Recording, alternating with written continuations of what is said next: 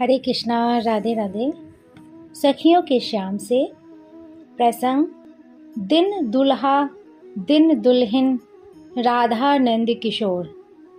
सखियों, सबके विवाह हो गए, किंतु जिनका विवाह देखने को नयन त्रसित हैं, उनका ना जाने क्यों विधाता को स्मरण ही नहीं होता।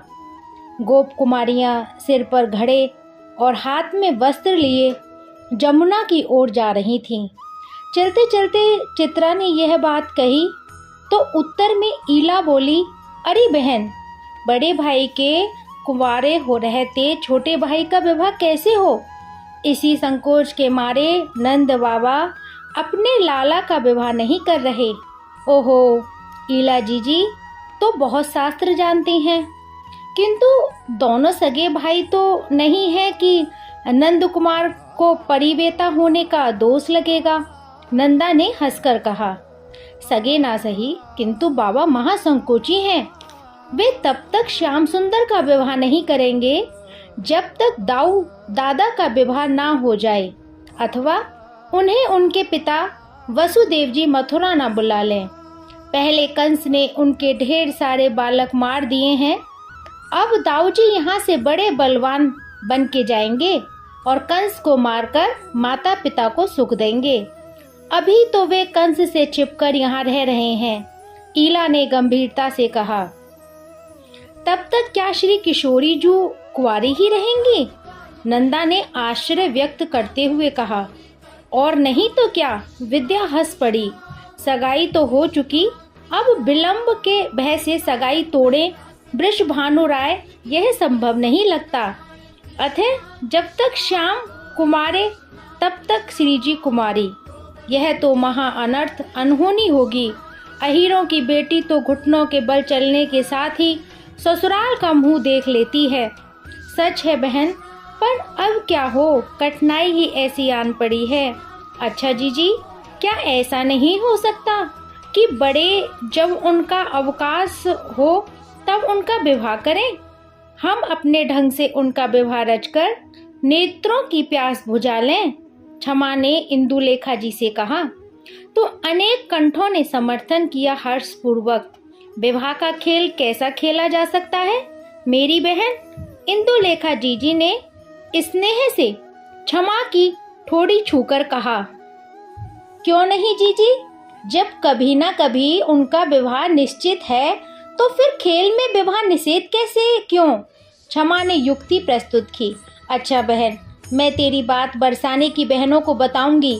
जीजी हंसकर बोली, बरसाने की बहनों से भी समर्थन प्राप्त हुआ और वह धन्य क्षण आया। दुख यही है कि तुम ननिहाल थी कला, यह उत्सव देख न सकी। उत्तर में कला के नयन झरझर बरस उठे। मेरा दुर्भाग्य ही मुझे यहाँ से दूर ले गया था बहन, नयन अभागे ही रह गए। वह सौभाग्य तुम्हारी कृपा से कर्ण प्राप्त करे।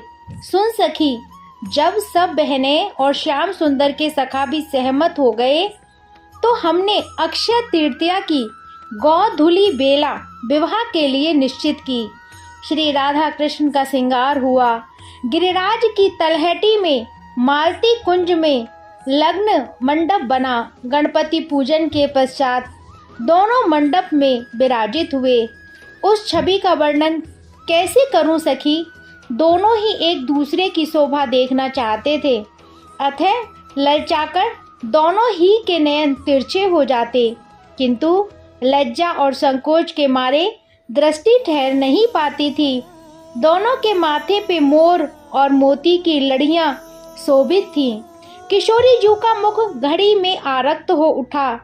सदा के मुखर कान्हा जू भी उस दिन सौख्चाई से बैठे थे। मधुमंगल ने दोनों ओर का पुरोहित्य निभाया। सदा के मस्खरे मधुमंगल को धीर गंभीर स्वर में मंत्र पाठ और शंखोच्चार करते देख विश्वास नहीं हो पा रहा था कि यही चिढ़ने चढ़ाने वाला मधुमंगल है। कन्यादान के समय एक आश्चर्य भयो। ना जाने कहाँ ते एक बूढ़ो ब्राह्मण आ पहुँचो। अपनी कांपती बाड़ी में हाथ जोड़कर बोलो, यह सौभाग्य मुझे प्रदान हो।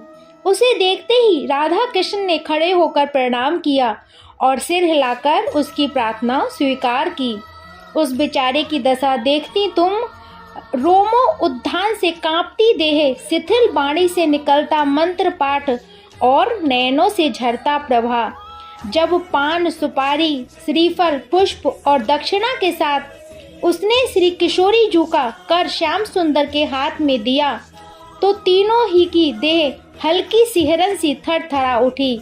सखिया मंगल गान और सखा विनोद करना भूल गए। मधुमंगल की वाणी पाशपुरुद्ध हो कंठ ही में गोते खाने लगी, मानो सबके सब चित्रलेख से रह गए हों।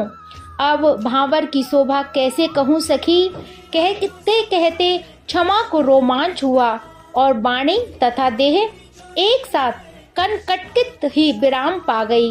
क्षमा के चुप होते ही कला की आकुल व्याकुलता दृष्टि ऊपर उठी। गदगद स्वर फूटा, भावर भावर कैसी हुई बहन? वह उतावली सी बोली, मेरे त्रसित कर्णों को तृप्ति प्रदान करो बहन। कुछ क्षण पश्चात संयत होकर क्षमा बोली, बहन उस शोभा का वर्णन करने को मेरे पास तो क्या बागेश्वरी के समीप भी शब्दों का अभाव ही होगा। भावर के पश्चात हम उन्हें निकुंज भवन में ले गईं। उस बूढ़े ब्राह्मण का क्या हुआ? कौन था वह? कला ने पूछा। विवाह के पश्चात प्रणाम करके दंपति ने उसे दक्षिणा की प्रक्षा की। ना जाने कैसा ब्राह्मण था वह, बहुत देर तक आंसू बहाते हुए हाथ छोड़कर ना जाने क्या क्या कहता रहा। एक भी शब्द हमारी समझ में नहीं आया। संभवतः वह कोई अनुपम वरदान चाहता था, क्योंकि अंत में जब वह प्रणाम के लिए भूमिष्ठ हुआ तो श्याम सुंदर ने उसे उठाकर तथा अस्तु कहा। निकुंज भवन में दोनों को सिंहासन पर विराजमान करके दो सखियां चवर डुलाने लगीं। ललता जीजी ने चरण धोकर हाथों का प्रक्षालन करा, आचमन कराया। वर वधू किसी कारण इधर उधर देखते तो लगता मानो नयन श्रवणों से कोई गुप्त बात करने तत्परता पूर्वक उनके समीप जा लौट आए हैं। आचमन के अंतरत 60 रस भोजन का थाल सम्मुख धरा।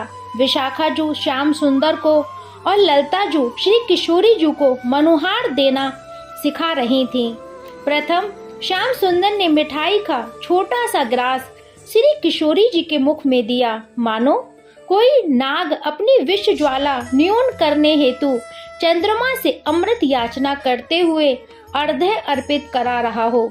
इसी प्रकार श्री किशोरी जू ने भी मिठाई का छोटा सा ग्रास श्याम सुंदर के मुख में दिया। ऐसा लगा मानो नाल सहित कमल ने ऊपर उठकर उषा कालीन सूर्य की अव्यय धारणा की हो। कला के अधखुले नयन मुक्ता वर्षण कर रहे थे। खुले कांपते अधर पुटों से धवल दंत पंक्ति की हल्की सी झलक मिल जाती। प्रत्येक रोम उत्थित हो मानो अपनी स्वामिनी की अंतर कथा कहने को आतुर हो उठा। क्षमा समझ गई कला राधा कृष्ण की विवाह लीला देखने में नमग्न है। सुन कला, ध्यान फिर कर लेना, अभी श्रवण सार्थक कर ले बहन। क्षमा ने उसके कंधे हिलाए। उसके नयन उखड़े तो भीतर भरा जल ऐसे झरझर पड़ा जैसे दो सुक्तियों ने मुक्ता वर्षण किया हो। आगे उस दृष्टि ने प्रश्न किया और क्षमा कहने लगी। भोजन के पश्चात ईला ने हस्त प्रक्षालन कराया, तांबूल अर्पण किया। यह लो आ गई ईला भी। अब तुम ही आगे की बात सुनाओ बहन। क्या कहूँ बहन, सबकी सेवा निश्चित हो गई थी, पर सखियों ने कृपया करके मुझे अवसर दिया। अपनी दशा क्या कहूँ, हाथों का कंपन, नेत्रों के अश्रु और कंठ के स्वर सब मिलकर मुझे स्थिर अस्थिर करने को मानो कटिबद्ध थे। किंतु सेवा का सौभाग्य भी तो कोई छोटा ना था। श्याम सुंदर ने अपने हाथ से तांबूल श्री जी के मुख में दिया और उन्होंने श्याम सुंदर के मुख में। क्या कहूँ सखी, लाज के भार से श्री जी की पलकें उठ नहीं पा रही थीं, पर मन निरंतर दर्शन को आतुर था। वे कोमल अनियारे झुके झुके नयन कंज बार बार तिरछे होकर मुड़ जाते। श्यामजू की जीवा भी आज सकुचाई सी थी। चंद्रावलीजू और ललताजू ने दोनों से कहा, नेक समीप है के बिराजो श्यामाजू, नहीं तो सदा आतरो रहेगो बीच में। सुनकर सब सखियां हंस पड़ी थीं। श्याम सुंदर कुछ कहने को हुए पर कसमसा कर चुप हो गए। क्या बात है, आज बोल नहीं फूट रहे मुख से? जसोदा जू ने बोलना नहीं सिखाया क्या? बोलना तो आता है सखी, पर तुम मुझे गवार कहोगी, इसी भय से चुप हो रहा हूँ। अच्छा श्यामाजू, क्या कहना चाहते हो भला? जाने दो सखी, कुछ नहीं, तुम्हारी बकर बकर सुनकर मौन हो जाना ही शुभ है। श्याम सुंदर की बात सुनकर सब हंस पड़ी। इसके पश्चात आरती हुई। ढोल मृदंग वीणा पखावज के साथ सखियों के स्वर गूंज उठे। आरती मुरली धर मोहन की, प्राण प्रिय संग सोहन की। आरती मुरली धर मोहन की। उस समय की शोभा कैसे कहूँ सखी, देखते ही बनती थी। शंख जल के छींटे पड़े तो चेत हुआ और इसके पश्चात गाना बजाना और नृत्य हुए। इंदुलेखा जीजी के नृत्य के पश्चात चंद्रावलीजू ने कहा, मोहन अब तुम दोनों के गाने नाचने की बारी है। युगल जोड़ी ने तिरछे नैनों से एक दूसरे की ओर देखा। किशोरी जू ने लजाकर पलकें झुका लीं, पर श्याम सुंदर हंसकर बोले, मैं क्या छोरी हूँ सखी, यह सब काम तो तुम्ही को शोभा देते हैं, मुझे तो गाना नाचना आता नहीं है। ओहो आ भली कही, चंद्रावलीजू बोली, हमने तो कभी देखा सुना ही नहीं ना। अरे तुम तो हमसे भी सुंदर नृत्य गायन करते हो, तुम्हारी ये बातें यहाँ नहीं चलेंगी। कहकर उन्होंने उनके हाथ पकड़कर सिंहासन से उतार दिया। उसी प्रकार ललताजू ने भी श्रीजू को सहारा दिया। बीच में राधा श्याम को अवस्थित करके हम सब चंद्राकार स्थित हुई। बैकुंठ हूँ ते प्यारो मेरो यह वृंदावन धाम। श्याम सुंदर के आलाप लेते ही बाद मुखर हो उठे।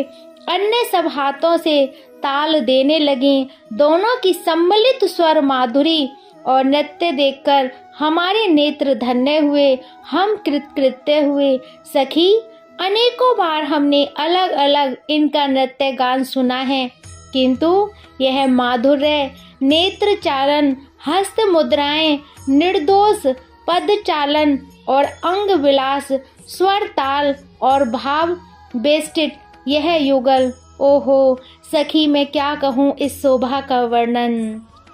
राधे कृष्ण कृष्ण कृष्ण राधे राधे, राधे श्याम श्याम श्याम राधे राधे। हरे कृष्णा, राधे राधे।